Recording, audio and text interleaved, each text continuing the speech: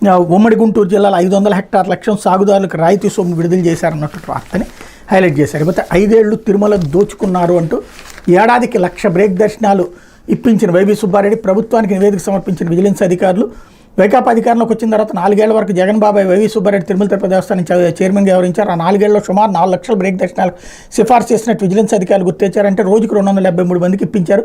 శేఖర దర్శనం 300 కింద రోజు 2-3 వేల టికెట్లు చైర్మన్ కార్యాలయం నుంచి సిఫార్సు చేసినట్టు తేల్చారు. మాజీ మంత్రులు పెద్దిరెడ్డి రామచంద్రారెడ్డి, రోజా తదితరులు ఒకే సామాజిక వర్గానికి చెందిన నాటి ప్రజాప్రతినిధులకు ఇష్టానుసారంగా సిఫార్సు లేఖలపై దర్శన టికెట్లు కేటాయించినట్టు తేల్చారు. తిరుమలలో ప్రసాదాల కోసం బియ్యం, బెల్లం, పంచదార, నెయ్యి, యాలకులు, జీడిపప్పు సేకరిస్తారు. వీటి సేకరణలు పెద్ద ఎత్తున అక్రమాలు చోటు చేసుకున్నట్టు విజిలెన్స్ నివేదికలో పేర్కొన్నారని సమాచారం. ఉదాహరణకు చక్కెర ధర తక్కువగా ఉన్నప్పుడు 2 నెలలకే దాన్ని కొనుగోలు చేశారు. ధర అధికంగా ఉన్నప్పుడు 6 నెలలకు సేకరించారు. అన్ని సరుకుల సేకరణలు ఇలాగే చేసినట్టు దిగి తేల్చారు.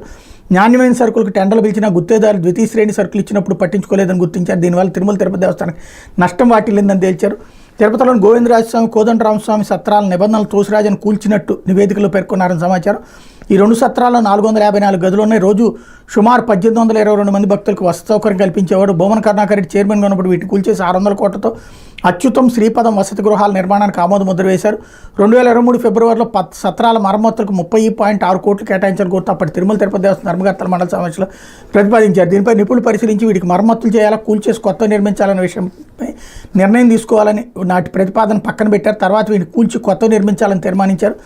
మరమ్మతులకు ఆస్కారం ఉన్న నిపుణుల సలహాలు తీసుకోకుండా కూల్చేసి కొత్త వాటిని టెండర్లు పిలిచినట్టు విజిలెన్స్ నివేదికలో పేర్కొన్నారు. ఇందులో పెద్ద ఎత్తున అవినీతి చోటు చేసుకుందని పేర్కొన్నట్టు తెలిసింది.